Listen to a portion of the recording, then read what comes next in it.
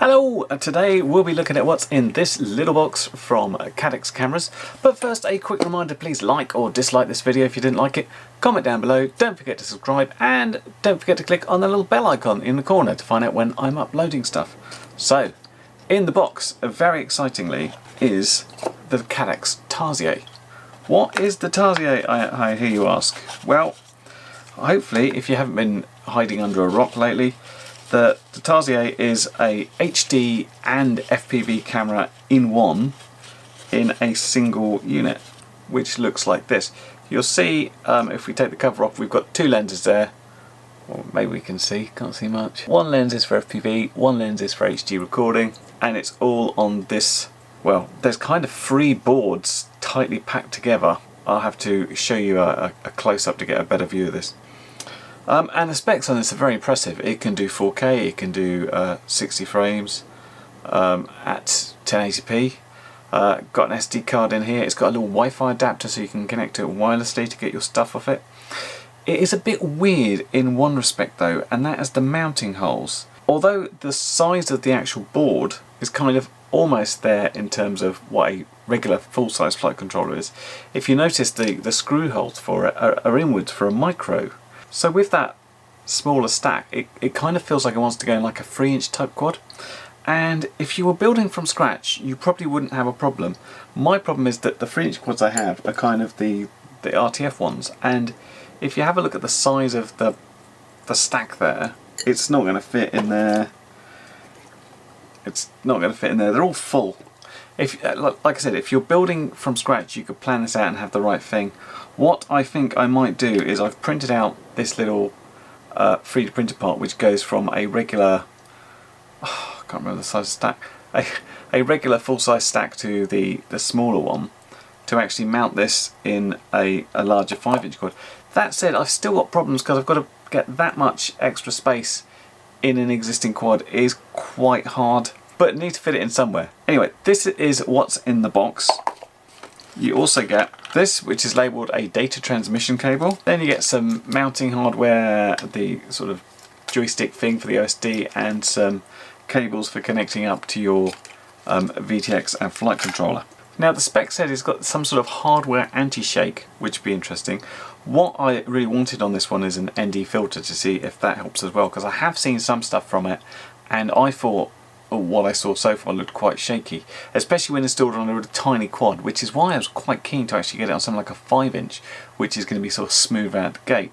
It also says in the specs that it's 5 to 12 volts input, but when I actually look at the board itself, it says 5 to 18 on, well, 2 of the pads in fact, which I thought, that's a bit weird. Does that mean I can just put a regular 4S in? And I talked to Caddx and they said we recommend 12 volts, which is a bit not really answering the question, but I guess we'll have to go 12 volts. Anyway, what I'm going to do is try and figure out what I can put it in. Even in 5-inch where I've got space, I might have to sort of extend the risers a bit. But yeah, let's find something to put it in and get it installed and see what's involved, because there's an awful lot of solder pads down here to do. Okay, so the Tarsier is installed, kind of. You'll see it's in this quad. This is my old Martian 2 build, I think.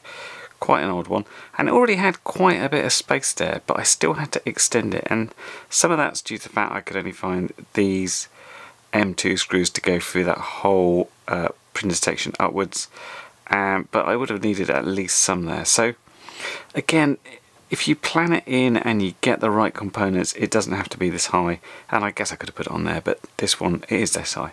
So this is running on 5 volts. It runs from my VTX, which produces 5 volts up to an amp. I think this needs 500 milliamps to go.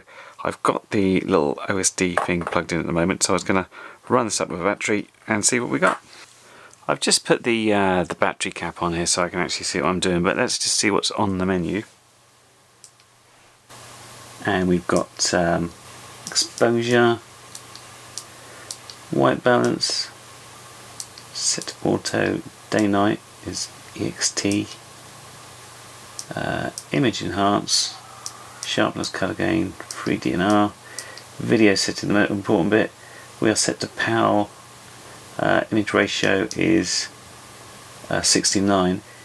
The horizontal and vertical inverted I've actually used because this is actually upside down sort of according to how it's mounted, but I needed that to get this bit of room in here. So if you invert one way, you have to kind of invert the other as well. Wide dynamic range. Does that mean it's on? Hard to tell, isn't it? Yeah, looks good at open, doesn't it? Language is pretty obvious, and then just save and exit. Yeah, not much to it.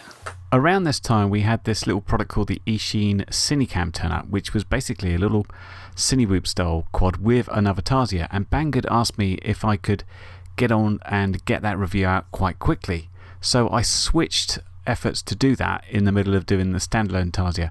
But one thing I learnt about and I documented in that video was how to use the app instead of the little joystick remote, which is much more useful, especially if you're out in the field and want to change any settings. It's really good. So rather than duplicate that here, I'm just featuring a bit of it. You can do everything, but I'll put a link to that video just in the corner so you can check that out for yourself if you want to.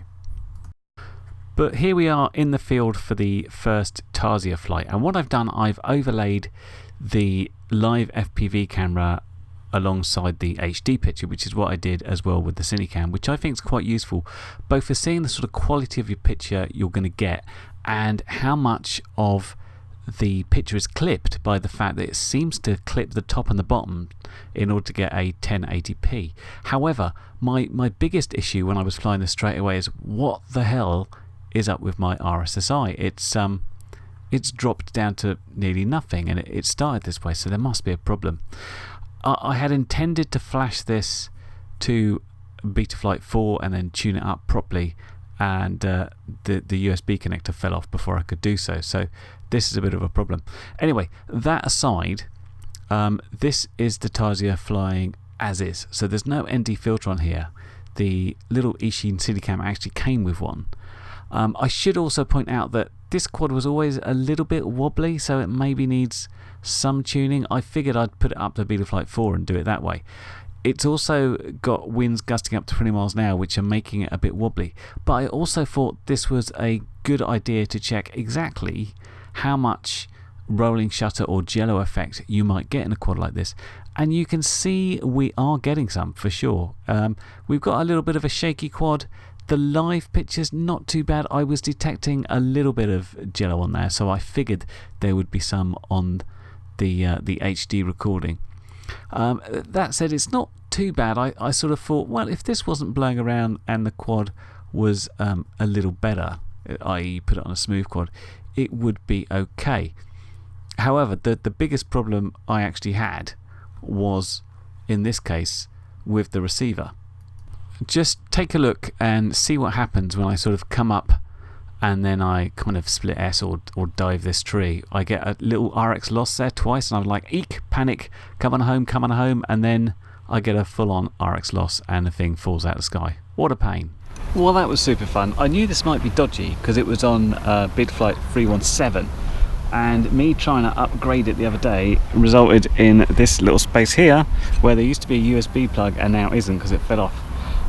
Anyway, the little Tarsier was okay there, bit of grit on it, but the reason I'm just going to fly that one more time very close in is because just popped through the door today this ND8 filter, so I could at least compare it. I don't think it's flying very smoothly anyway, but it'd be interesting, even if it's all a bit jittery, to see if this makes much of a difference. Given this just went into the dirt nose first, it's not bad as a sort of lens protector anyway.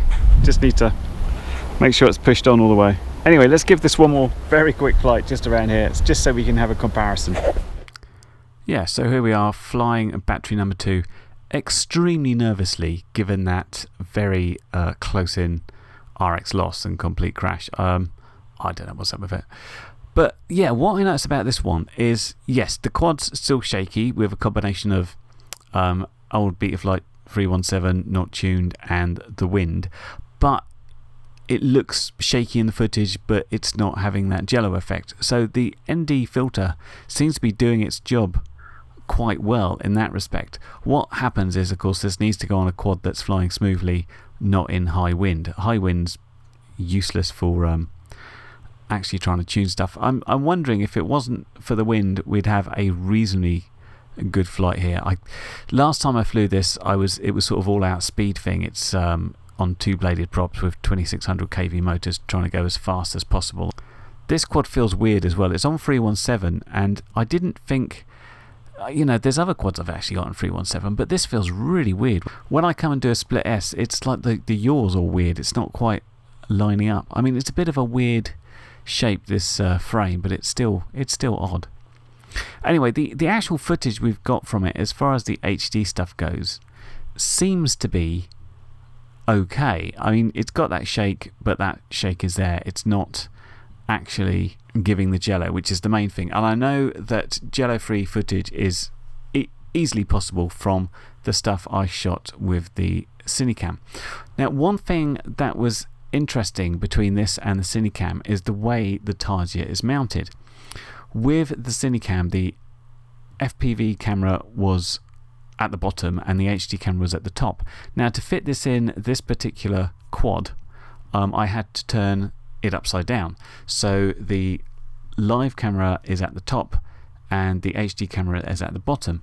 And if you took a look at that video I made about the Cinecan, I was having real problems trying to line up my live footage with my HD footage. Basically, the HD footage was cutting off the bottom of the frame, and when I was flying over stuff which I thought was going to look really good, it was just completely missing.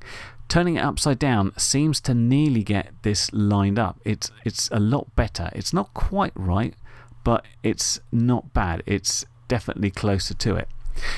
With this in mind, I just decided to do a quick test and see exactly what the frame looked like on different resolutions between the live camera and the HD camera. So here we are in 1080p 60, and I've put the live cam in the middle so you can see the bottom of the frame on both cameras. And you see at 1080p 60, the bottom is slightly cut off, but it goes slightly higher on the HD footage than it does on the live. 1440p is probably the way to go. If we look downwards, you see we have more of a fuller frame on the HD camera than the live camera. We actually get more in there and in both directions, which is really nice. And it's still quite wide. It just needs to be stretched out. 2.7K looks quite similar to 1080p 60. It's not bad. It doesn't quite line up. And just for the full effect, I did this in 4K as well, which looks quite similar to 1080p. And you can see that the bottom camera can just pick up more because of its location. This is all rendered out in 1080p, by the way.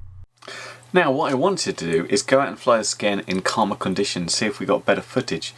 But I needed to sort out what the deal with the receiver was. Physically, it looks okay, and that means I need to go into Betaflight and check stuff. But I can't because the USB thing fell off. So I need to go and repair that, and with my track record, that may or may not work. So I thought I'd leave this as a part one, knowing that I'm going to come back, because I still need to do more with the little Eachine Cinecan, and I want to do obviously more with this, either on this frame or find a different frame to put it on. But I feel we've learnt a couple of useful things here. One is mounting the camera upside down is a lot nicer for trying to match up your shots between the HD and the live camera footage. This one's up the right way, this one's upside down, and this one looked more accurate. Also learned that having an ND filter is well worth it. Just even as a lens protector, it seems to do a much better job at getting rid of the jello. It won't get rid of shakes on a quad because, you know, it's still shaky, but at least it won't do that jello effect, which is nice. What else? Well, we've learnt that fitting it in is a bit of a bugger. If you're planning to build a quad from parts, then you can plan it in and it's easy. If you want to go and add this to something else, it's harder. If you want to hook this up to a plane, you're going to be okay, but just bear in mind that the actual length of the cable is not very long, so you won't be able to sort of have it way back and have the camera out on the nose. You'll need to think about where you're going to put the little stack, make sure it's got enough space for its heatsink to get rid of the heat, and then you can have a much longer power cable going back. Yeah, and despite all their solder pads, it was easy to install. You can do it as a minimum with the normal free connections, power, ground and video. You just got to make sure it's somewhere between 5 and 12 volts. So yes, plenty to do when I come back and either have this fixed, fly a bit more of this, and get this maybe into a different model. In the meantime, if you're interested, this was supplied by Banggood, so thanks to them, and there'll be links down below. But if you're ever going to get one, get the ND filter as well. Even if you've got the world's smoothest quad, I think it's definitely worth it. People will complain that it's kind of cheating the system and you're bringing the frame rate down to blur the footage, but I've looked at it, it doesn't look blurry to me, it just looks like it hasn't got jello, and I think that's worth it. Anyway, I'll hopefully be back soon if I can get this all fixed up with a part 2, and I'll certainly be back flying this one once I've got a decent receiver in it, which also came up with some quite nice footage. Anyway, that's it from me for now. I hope that was useful, and I'll catch you next video. Bye for now. Well, you've made it to the end of the video, so thanks once again for watching. If you like what you saw, then please consider subscribing, and if you really like what you saw, then be sure to check out the link to my blog for a variety of ways in which you can help support this channel.